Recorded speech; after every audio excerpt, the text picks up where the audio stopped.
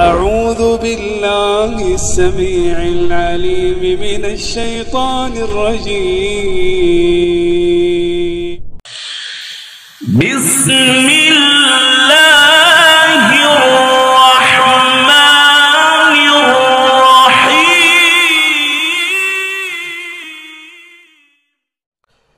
قریشیوں کو شدید فکر لاحق ہوئی فاطمہ مخزومیہ کی جو چوری کیا کرتی تھی۔ جب یہ واقعہ محمد الرسول اللہ صلی اللہ علیہ وآلہ وسلم تک پہنچا تو آپ نے اللہ ذو الجلال والاکرام کے دین، شریعت اور قانون کے مطابق اس عورت کے ہاتھ کاٹنے کا حکم صادر فرمایا۔ قریشیوں تک یہ بات پہنچی کہ عورت ہمارے قبیلے کی ہے، اگر اس کا ہاتھ کاٹ دیا گیا تو ہمارا رعب اور دبدبہ خاک میں مل جائے گا۔ کہنے لگے کہ اس سلسلے میں محمد بن عبداللہ سے گفتگو کون کر سکتا ہے؟ تو سب نے کہا کہ اسامہ بن زید سے بات کرتے ہیں کہ وہ رسول اللہ صلی اللہ علیہ وسلم، طبعاً ہم کہہ رہے ہیں ان سے بات کریں۔ رسول اللہ صلی اللہ علیہ وآلہ وسلم کے پاس اسامہ بن زید رضی اللہ تعالی عنہ آئے کہ یا رسول اللہ، قریش کہہ رہے ہیں کہ کسی بھی طریقے سے اس معاملے کو رفع دفع کر دیا جائے اور اس عورت کا ہاتھ نہ کاٹا جائے۔ اگر آپ کہیں تو ہم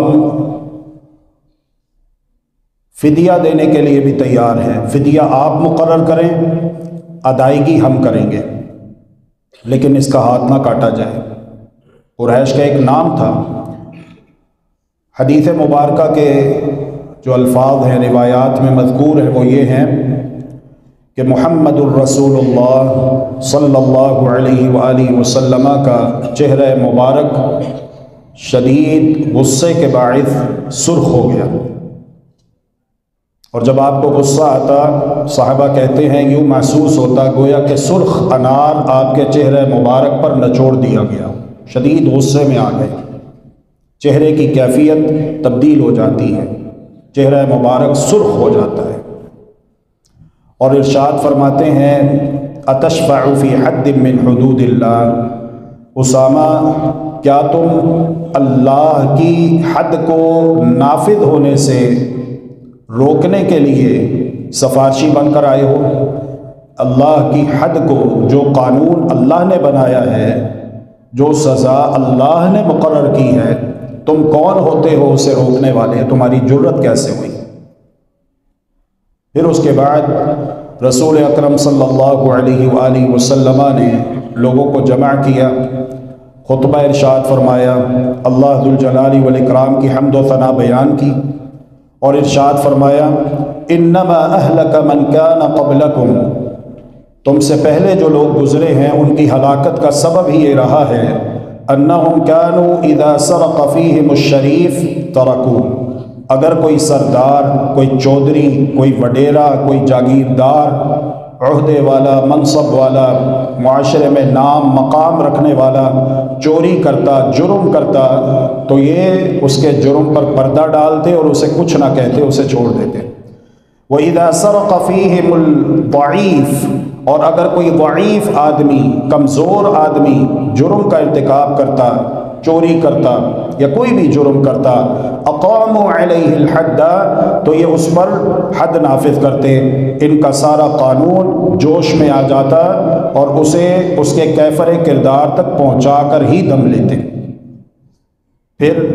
محمد الرسول اللہ صلی اللہ علیہ وآلہ وسلم نے قسم اٹھا کر یہ بات بیان فرمائی، والذی نفس محمد بیدہ، اس ذات کی قسم ہے جس کے ہاتھ میں محمد کی جان ہے صلی اللہ علیہ وآلہ وسلم، لو ان فاطمة بنت محمد سرقت لقطعت يدها، آج فاطمہ مخزومیہ نے چوری کی ہے، اگر اس کی جگہ پر محمد کی بیٹی فاطمہ ہوتی تو میں محمد خود اپنے ہاتھ سے اپنی بیٹی کا ہاتھ کاٹ ڈالتا۔ یہ اللہ کا دین ہے، یہ اللہ کا قانون ہے، اور یہ ہے قرآن مجید کے احکامات کے اوپر عمل، اور یہ ہیں ہمارے لیڈر، ہمارے قائد، ہمارے رہبر و رہنما،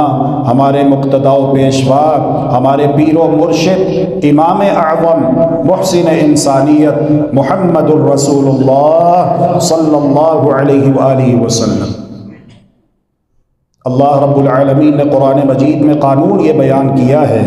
اعوذ باللہ من الشیطان الرجیم، بسم اللہ الرحمن الرحیم، والسارق والسارقۃ فاقطعوا ایدیہما جزاء بما کسبا نکالا من اللہ واللہ عزیز حکیم۔ چوری کرنے والا مرد ہو یا عورت ہو، فاقطعوا ایدیہما، دونوں کے ہاتھ کاٹ دو، جزاء بما کسبا نکالا من اللہ، یہ ان کے کیے کا بدلہ ہے جو اللہ سبحانہ و تعالی کی جانب سے عبرتناک سزا ہے، واللہ عزیز حکیم، اور اللہ رب العالمین غالب حکمت والا ہے۔ اب پتہ چلا آپ کو اللہ ذو الجلال والاکرام نے قرآن کیوں نازل کیا؟ اس لیے نازل نہیں کیا کہ ہم اسے ریشمی غلاف میں لپیٹ کر اونچے مقام پر رکھ دیں اور اس بات کا خیال رکھیں کہ کہیں اس کی طرف پیٹھ نہ ہو جائے اور اسے چومتے رہیں، اس لیے نازل نہیں کیا، بلکہ اس لیے نازل کیا ہے کہ اس کو پڑھیں، اس کو سمجھیں، اور اللہ کی زمین پر اللہ کے نازل کردہ قانون، کلام مقدس قرآن مجید فرقان حمید کے مطابق زندگی گزاریں اور اسے دستور حیات بنائیں۔ اللهم إنك عفو تحب العفو فاعف عنا، اللهم إنك عفو تحب العفو فاعف عنا، إلهنا فاعف عنا، فاعف عنا يا كريم۔